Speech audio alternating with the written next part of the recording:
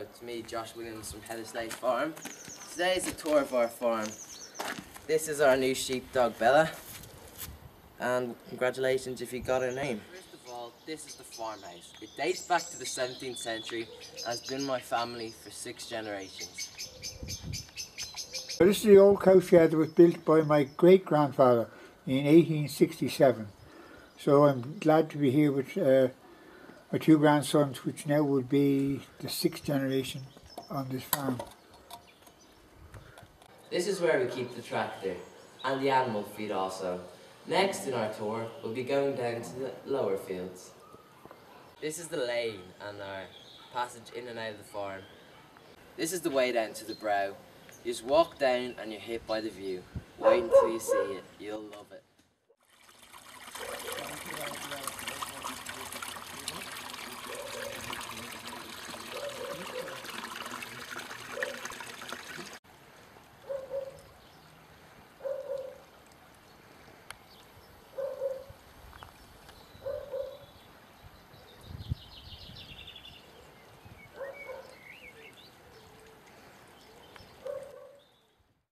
My granddad and I are standing. There used to be an old ring fort.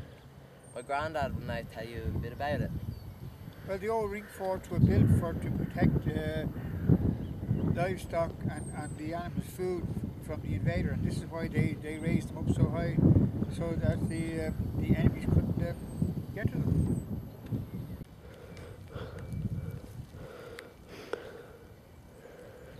Got some blooming up.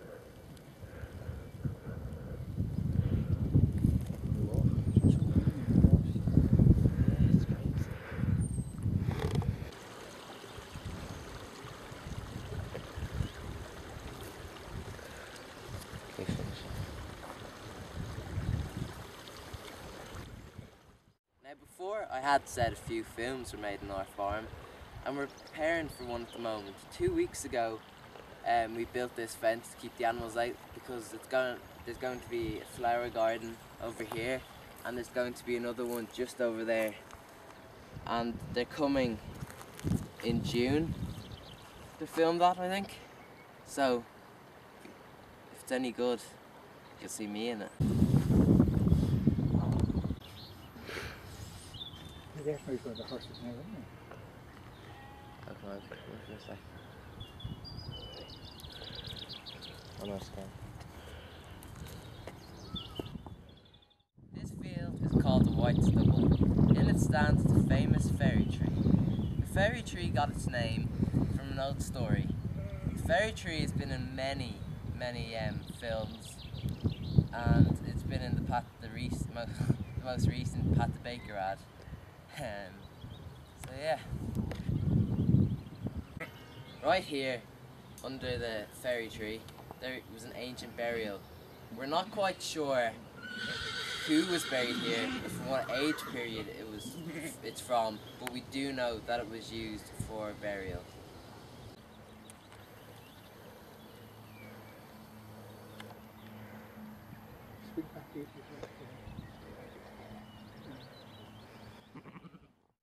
What is now the paddock and the sheep shed used to be a calf park. Bamps will explain what it was like. Well, the calf park was a small paddock where the animals could be kept pretty confined after or put out from the sheds after spending their time in the winter, and then when they got a day or two used to the open air, they were allowed then out to the fields. But the main thing was to keep them confined for a couple of days, and that's how it got its name as the calf park. Do you miss having the cows, Bamps? Yes, to a certain extent, yes.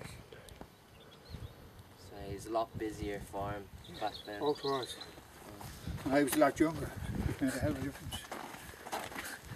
Okay. This field is known as Upper Murphy's Meadow, and below us is Lower Murphy's Meadow. Upper Murphy's Meadow is used as a lamb nursery during lambing season. So the lambs are getting a lot bigger now. This is one of 2 stalls on our farm. It was used and is used as a shortcut to the farm. We're now at the second half of our tour. These are the top fields above the lane. This one is called the lower field, followed by the middle field, and the top one is called Cooch's field.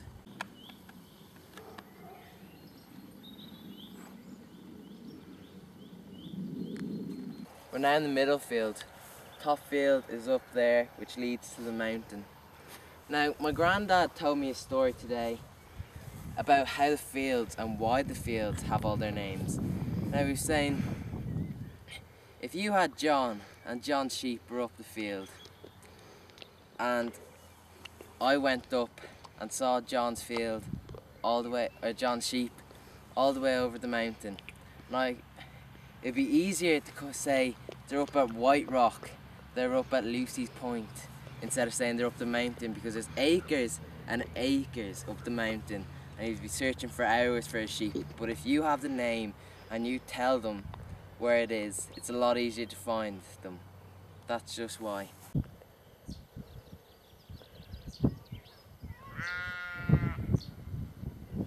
These are the upper bog fields now. Right here, where I'm standing, in this field was called Dominic's field, and he used to live in a house up there around 150 years ago. And there was another old house in the far field there, and when my granddad was a child, the houses were in ruins. That's just saying how old the houses are, and the rubble has since been removed, and there's the bog just below there.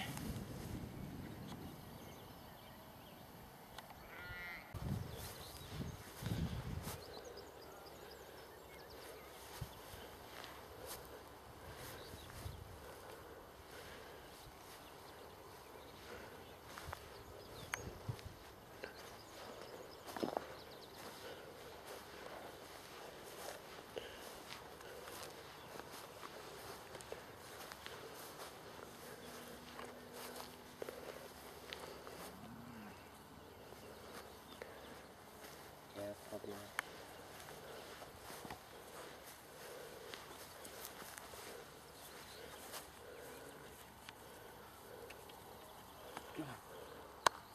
Come on,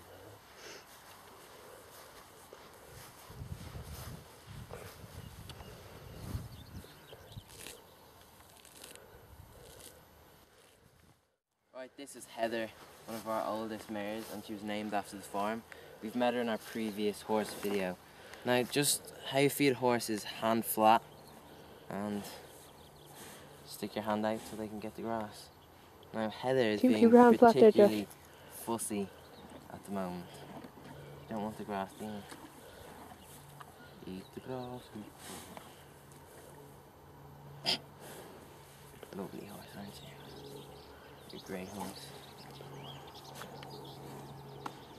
Here's the last stop on our tour. I hope you all enjoyed it. Well, this is the bog.